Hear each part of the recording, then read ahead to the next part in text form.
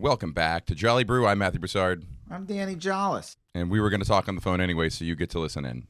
That's how this works. We're phone call friends. Ooh, that was Danny, great. back from Vegas. 1 week in Vegas. One week in Vegas. Whole week in Vegas. I'll tell you this.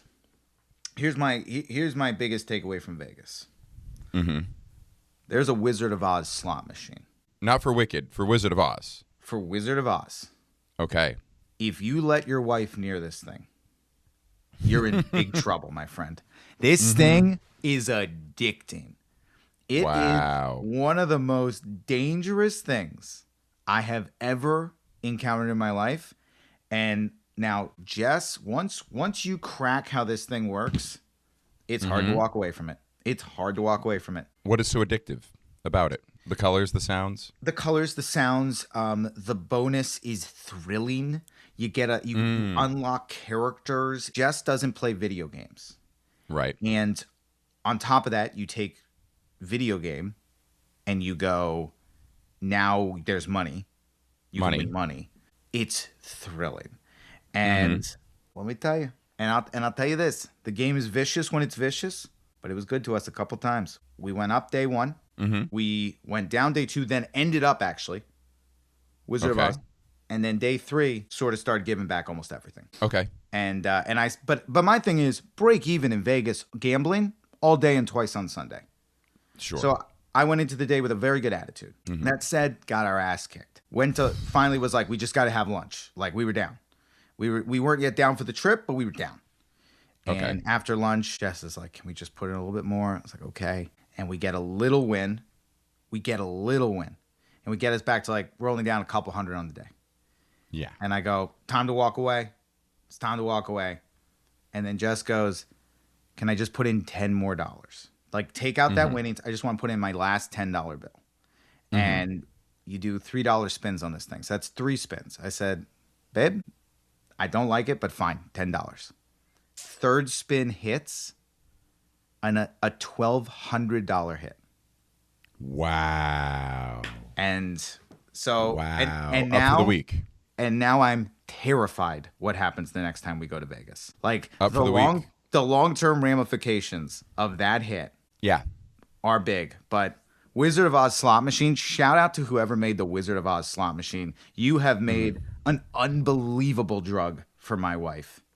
I feel the same way about that as when like I leave too late for the airport and still make the flight. I'm like, I should have missed it. Yeah. I should have missed it, and it's bad that I made it. Yeah. It's bad for my brain and the math I do before I leave the house that somehow waking up 90 minutes before my flight is acceptable. I feel like you want to learn your lesson for doing bad things. It's so true. The best thing that can happen to you in gambling is to lose massively the first time you go. It's almost like they give you these prizes just often enough that you can never walk away. And it's almost like they take your money just enough to give you money enough to keep taking it away. Because in the long term, you lost money by making that money. You're down now for the rest of your life because you still think, dude, I'm 3 spins away from $1,200. There's no way I control Jess ever again at a casino. There's no way. Nope.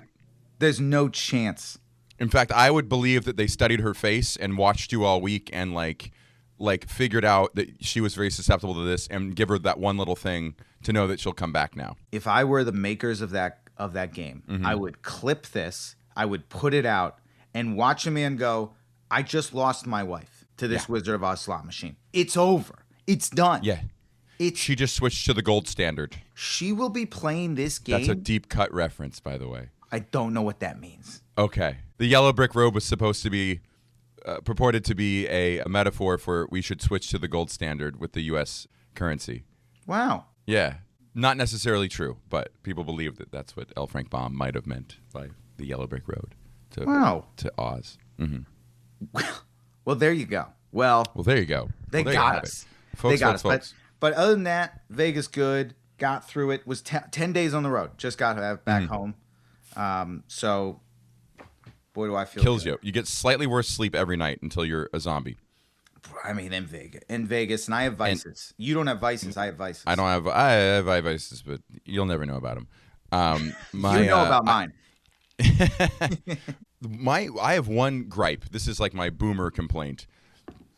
Why would anyone play a digital slot machine? You're just trusting them to have fair odds for you? You trust the other things to have fair odds? Yes, because there's physics. Because the wheel stops at random.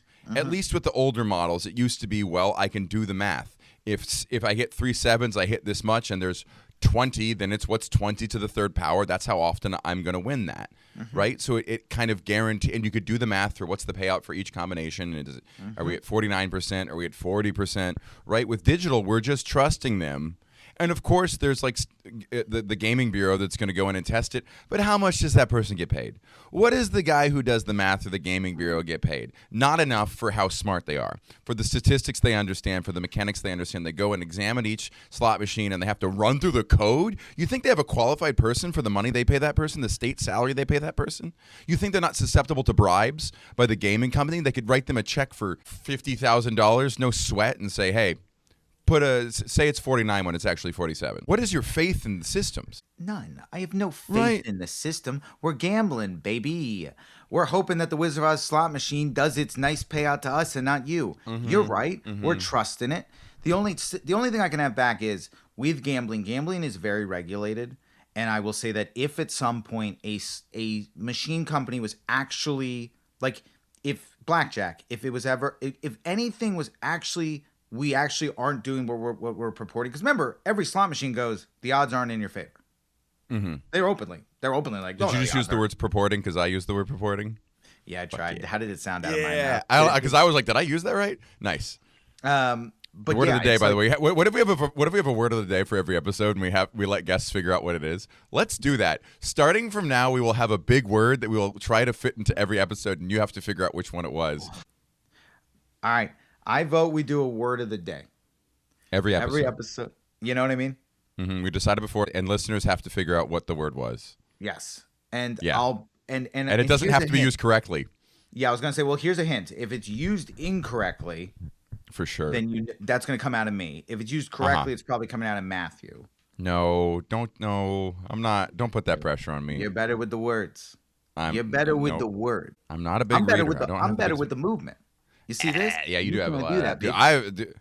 I've learned how to do act outs better, and because I started as a really stiff performer. If you want to see me early on in my career, I was just spoken word, no gestures, no faces, no sounds, because I was too stiff to do anything else. Well, and by the way, I want to apologize for my yes when you said out of the gates, but just because I've seen the growth. But I did. No, you're correct. I'm not. I don't take offense to that remark at all. I don't take offense to that remark at all, especially relative to you.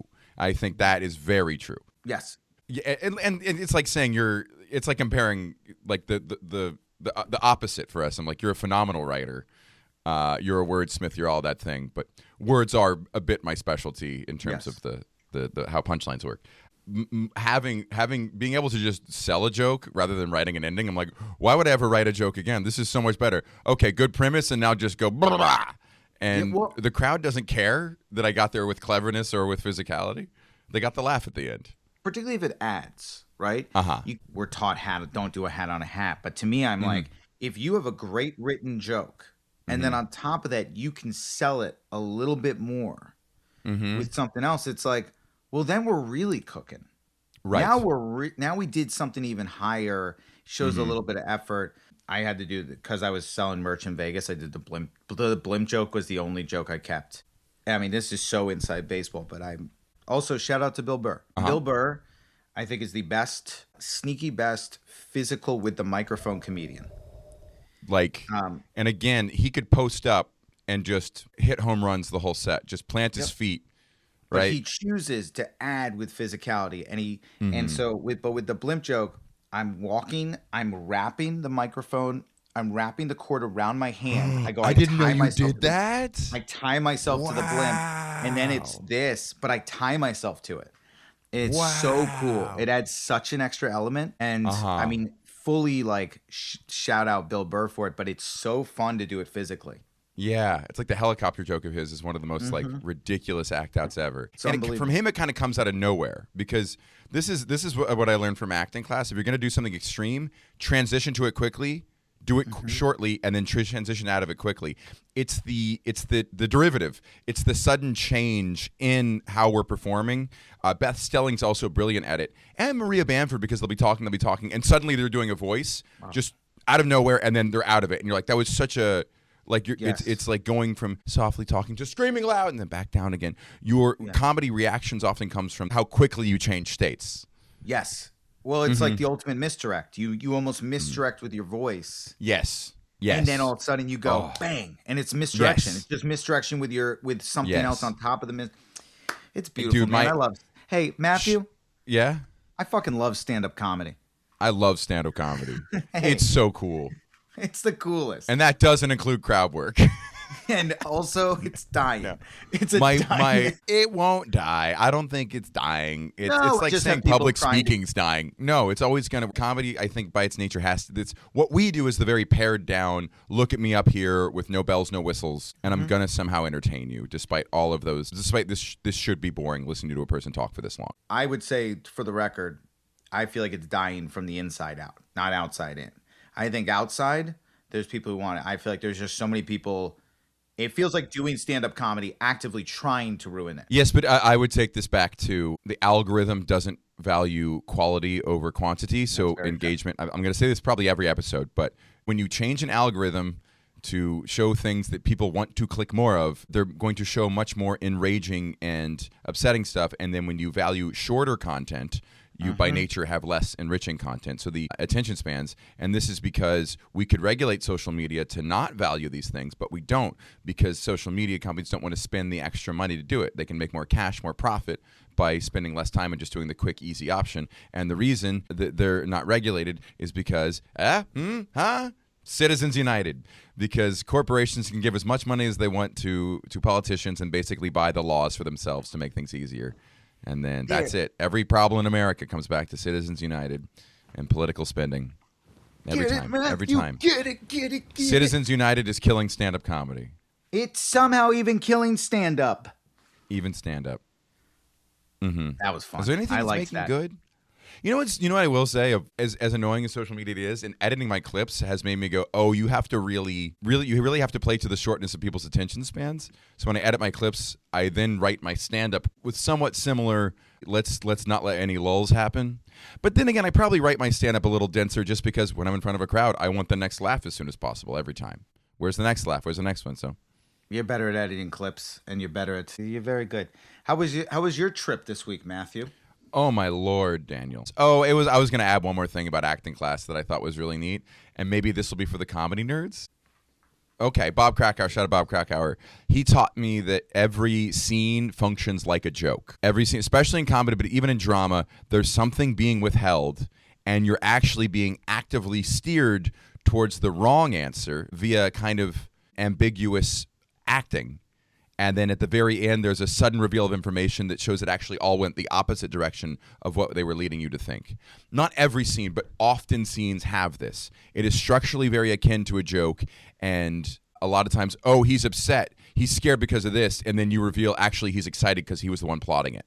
So you see it in a lot of like procedural dramas, and especially in sitcoms. So a lot of times we do a scene of what's the twist? What's the moment where you suddenly learn something that kind of changes the context of everything you just saw, which is a misdirect. Yes. And you as an actor can do that. It's finding that suddenness, that hairpin turn. You think I'm speaking too broadly, you're probably right. But it's broader than you'd think. You said the name of this acting teacher at the beginning of this. So I like this acting teacher. He's probably great. I do think simplifying your motive as an actor will always be one of my top pieces of advice. Cool. What do you mean by that? What are we here to do in this scene? What are we trying to get across? Do you fail or do you succeed? Do we fail or do we succeed? And that should happen in the scene. Or especially in the scene you're auditioning with. Every entrance is an exit. Every exit is an entrance. Where we coming, where are we going?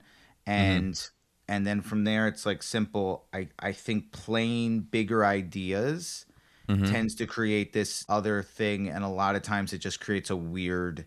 I'm a big just on a show them everything. Level. Yes. And also, this is why I will argue... And I'll argue it to the day I fucking die. Comedy acting is harder than dramatic acting. Can't speak to that. Dramatic acting, I'm just playing a scene. Just playing the scene. Simple, easy. Comedic acting, I'm playing the scene, but I'm also going, there is a joke here, and I have to help that joke. How do I make that joke better?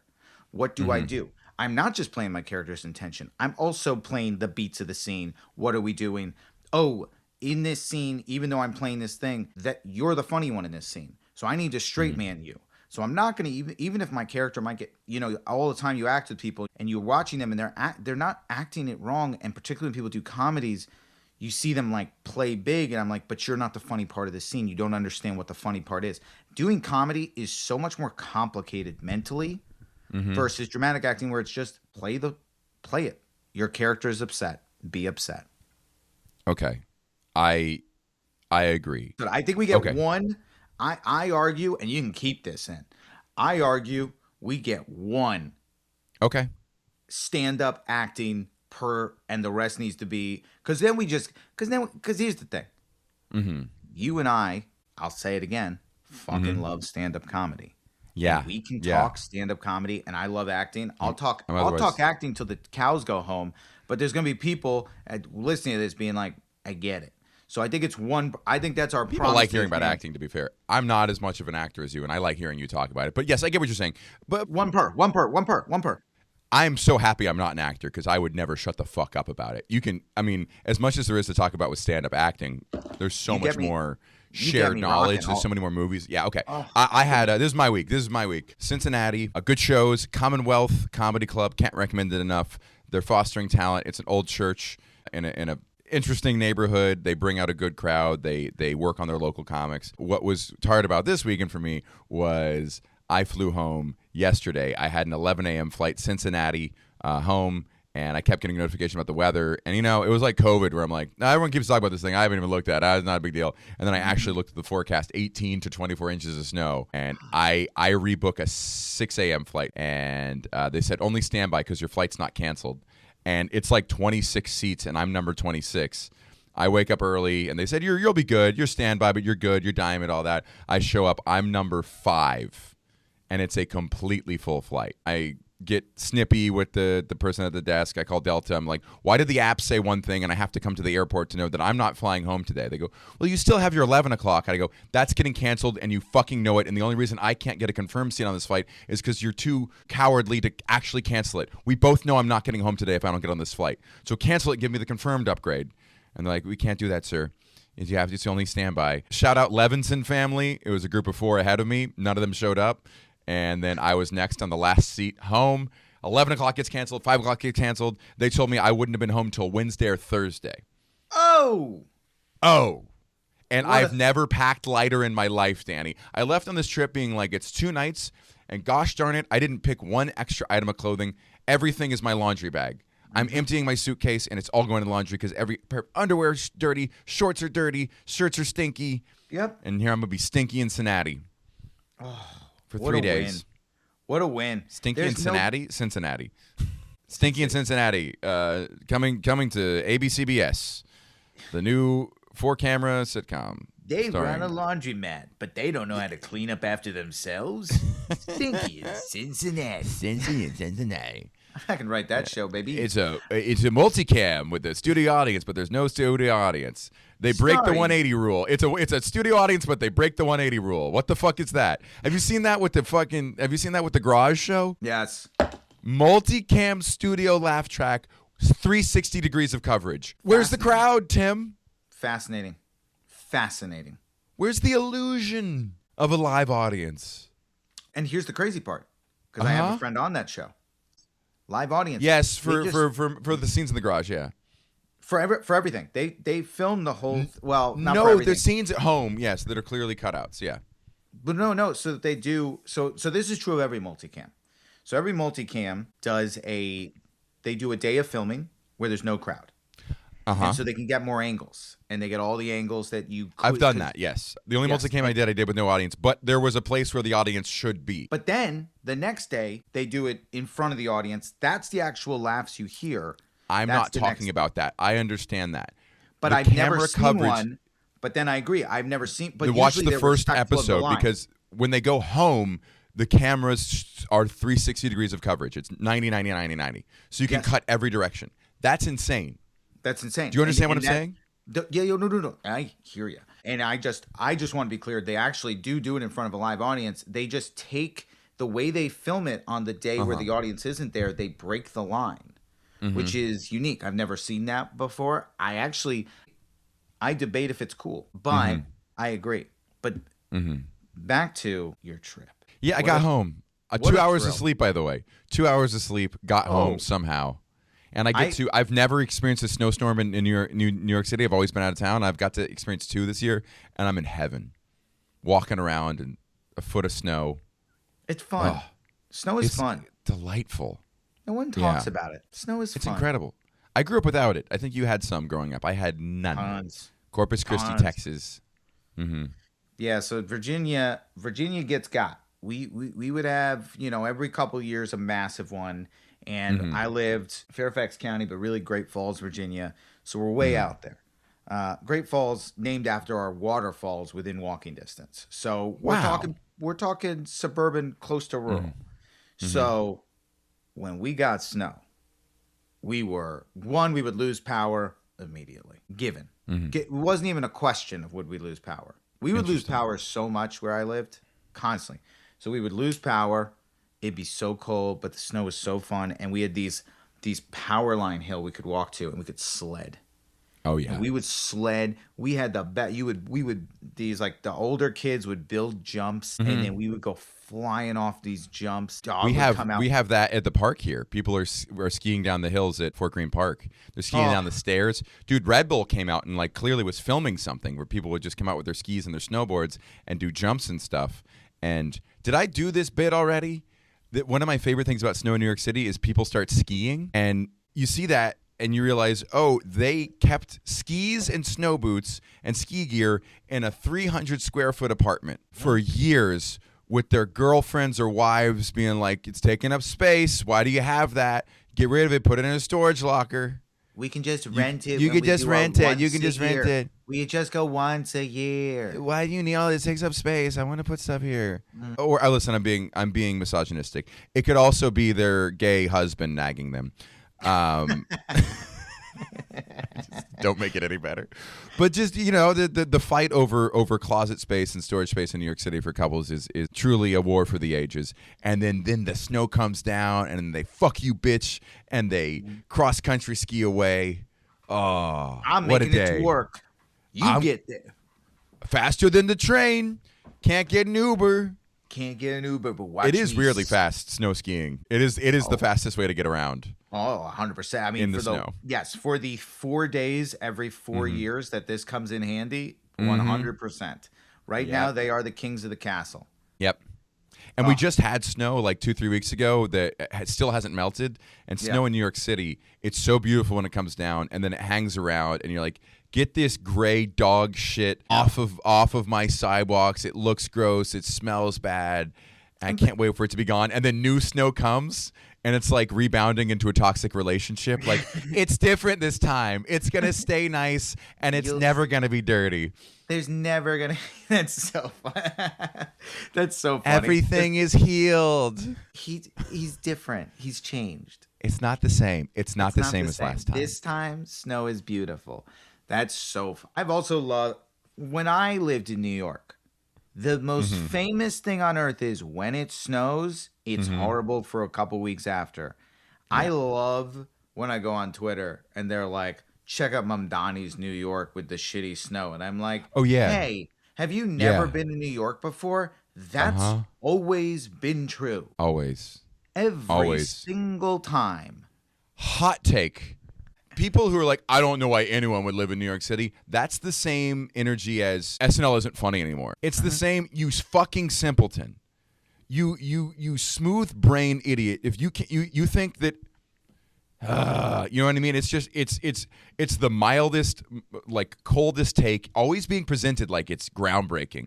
Yeah. SNL is not funny. When I was in college, it was funny, but now it's not funny. Yeah. And I think New York City, funny? Do I have to explain to you why people live here, why we pay so much? There's clearly a reason. Yeah. It might not be your thing. I understand that. If it's not your thing, that's totally fair.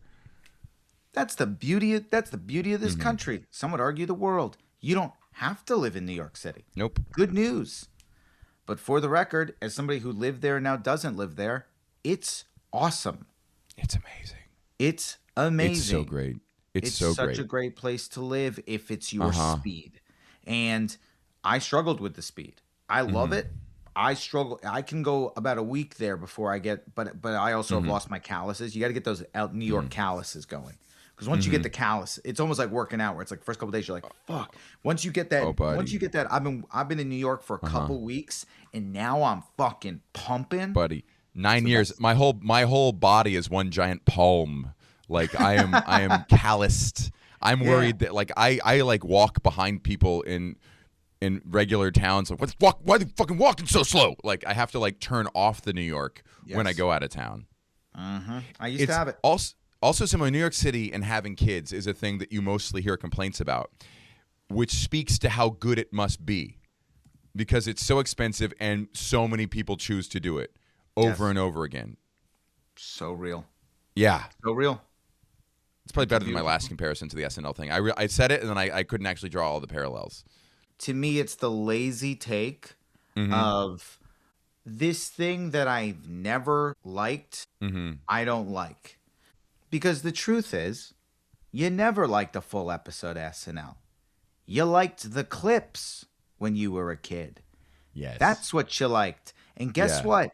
This season of SNL, if you just took the best ofs of this year, you would go, it's the best season of all time. They have an amazing cast this year, in my opinion. Great job. And when you watch a full hour and a half of sketch comedy, it's hit and miss. That's sketch comedy, baby. And especially when the internet has politicized everything possible, and now people are sharing the bad moments to push some agenda. Yeah, you're also going to think it's not very good. Okay, we've defended New York City. Now, I talk a lot of shit about LA, so maybe I'm just as bad as those people because I'm like, I fucking hate it. I could never live there. I can't understand. Besides the nature, which is truly the most incredible place in the 48 states of how you could have beaches and mountains and skiing all so close together and perfect weather all year. Yes, unbelievable. But in terms of the hellscape city part of it and the culture, it is not for me. So, I mean, listen, I'll defend LA in the sense that I'll defend LA on multiple levels. I think, one, everything you just said is true. Let's not brush those aside. Those are nice things. The way I described LA people is I go, it's a city that's a suburb. So interesting. Keep going. You get every single benefit of a city in a suburb environment. So I have access to everything you have access to. There's that thing of, I want to do this, boom, I do this. I want to do this, boom, I do this. I got everything available to me. I can go, at any moment I can go, I want an adventure, and I have 70 options that day. Better yet, the other things. Only difference is it's a suburb. So I got to get in my car, and that's the big shift. But if you're willing to go, I kind of want more of a suburban lifestyle, but I don't want to lose city, LA is the place for you. Is downtown LA a little rough? Sure. Sure. You know where else is rough? City. Every city ever, forever. It's just the way cities work. Do I think that LA could be better? Yeah.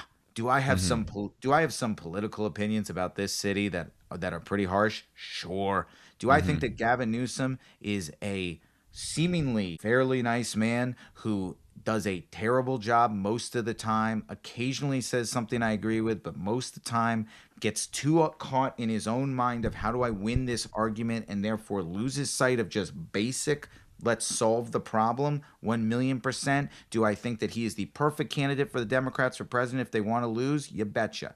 Yep. All that said, I will vote for him. I will vote for him over Donald Trump's third term. Yes, I will vote for him over the Constitution being overturned. That said, LA has so much going for it, and there's so much good out here.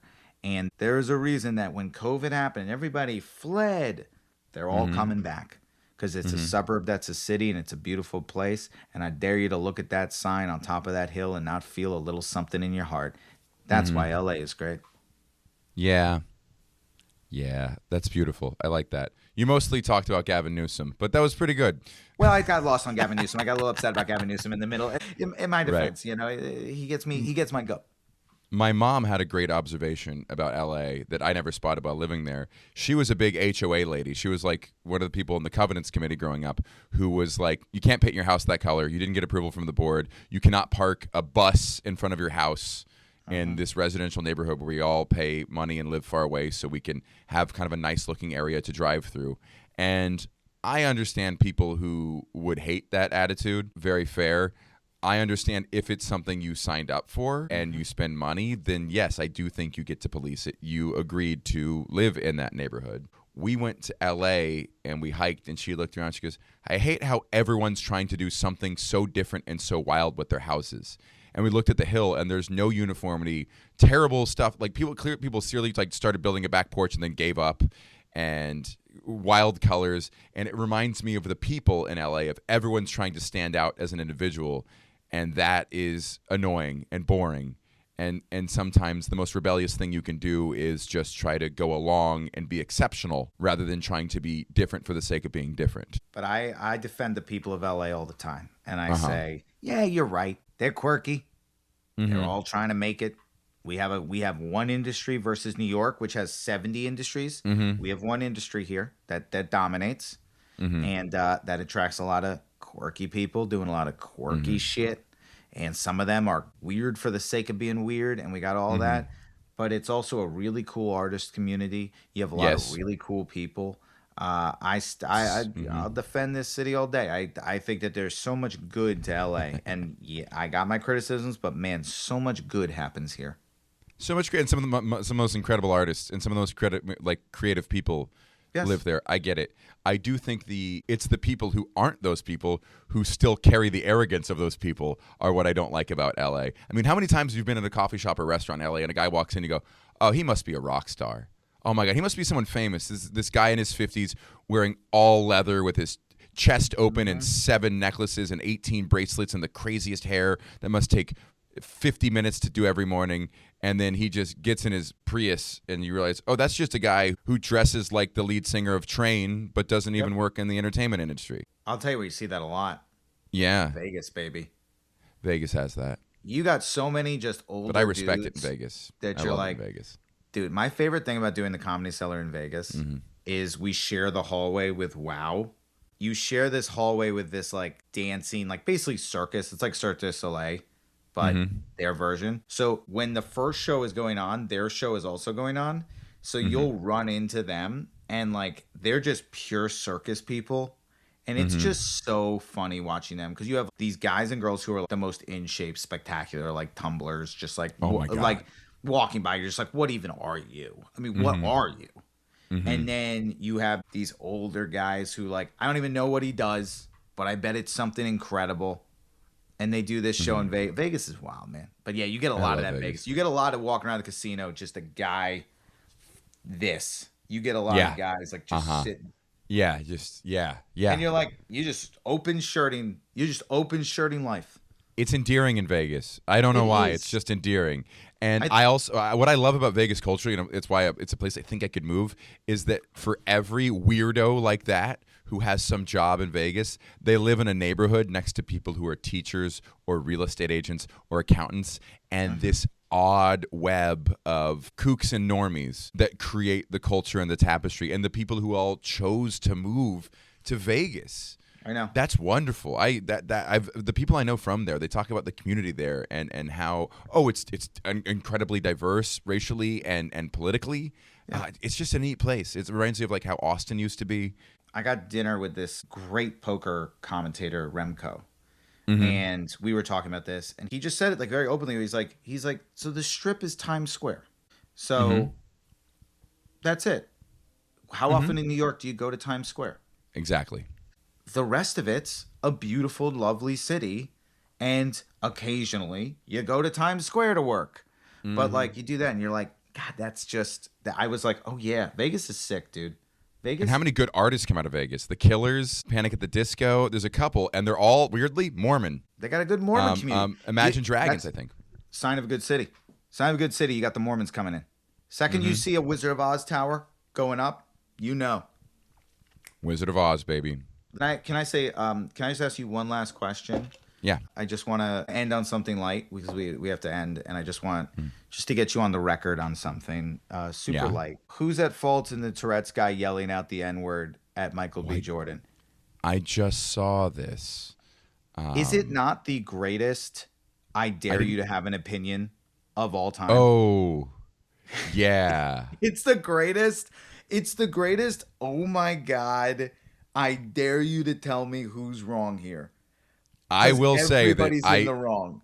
Do you ever just sit in a situation and think, if I had Tourette's, what word would my brain be telling me to shout right now? Because I think so often of like, what if I just shouted a word right now? And then you have that truth of thought in your head, like you like start like biting your mouth just in case you suddenly develop it. I mean, isn't it the editor's fault for like not bleeping it out? Everybody, there's you ever you know the you're gonna know what it's actually called, but the train question, the train's coming down the track. The dilemma. Yeah. You had 5 people, you had 1. Yeah. That's this dilemma, one of I dare you to tell me who's wrong. I dare you to weigh in on this issue. It's the greatest. Nobody should ever weigh in on this issue except the people involved as far as why it happened. But man, what a sitch. Here's my question. He shouted out the N-word singular. So which one of the two of them was he referring to? And I hope we get to the bottom of it. If it had been plural, we could assume it was both of them, right? But it's just one, so we'll never know. And that's the question no one's asking. That's the question no one's asking for some reason. Why isn't someone asking? Why is the media ignoring this? Why is the media? Which one of them? Because they're afraid. I will not be collabing this clip. I just wanted to ask it because I was like, truly, what a nightmare question. I love those dilemmas. Okay, I'm gonna be Atlanta, and then Atlanta again. I got 2 stops in Atlanta. One's a smaller show. Charlotte, Springfield, Massachusetts, Conroe, Texas, Houston, Texas, Lafayette, Baltimore, Boston, DC, Dublin, and then way more. And that's just before the summer. Dublin. Yeah, going to Europe for a wedding. Yeah. Why not do a spot? I'm going to go visit a very sacred spot. I'm actually not going to plug dates. Instead, I'm going to plug Elsbeth this week. Catch me on CBS's Elsbeth. You're about to get so many spots at the cellar when SD sees you on Elsbeth. Catch me on fucking Elsbeth, baby. Yes. I'm excited about it. Excited. Awesome. Congrats. Just saw like an official picture release of me in it, so I can like fully. Now I know they didn't fully cut me out. At least something of me happens, but really cool. Really cool. Such a cool show to be on. Carrie that whole set is the nicest set on earth. And it was really cool to be a part of. And so watch Elsbeth this week. That's my plug. Awesome. Can I tell you a dilemma thanks so much. Can I tell you a dilemma similar to the N-word one? And maybe we could leave this in. I did a show on Juneteenth in Houston many years ago, and it was a benefit for BLM, and I made a joke that was inappropriate and people were upset about it. It wasn't the worst thing in the world, but it was a joke I wish I could take back. And what happened was the club got in trouble. They go, well, why was a white guy performing on a BLM benefit anyway? Here's the tea. For it to be a fundraiser show, they can't pay the comics, or they wouldn't have any money to donate. So it had to be a show where all the comics go up for free. And if you book an all-black lineup and don't pay them, you're going to get in trouble for that. But if you book a BLM show and book black and non-black comedians and not pay them all, that's fair. So you're kind of like either you book non-black comics and don't pay them, or you book black comics and don't. You're damned if you do, damned if you don't. But it was a very interesting scenario, and people only heard the part that put that club in a worse light. And that took the heat off of me for my joke. And I'll tell you this, I would weigh in on this. But unfortunately, we're out of time. So see you next week when I don't answer that question. Bye. Bye.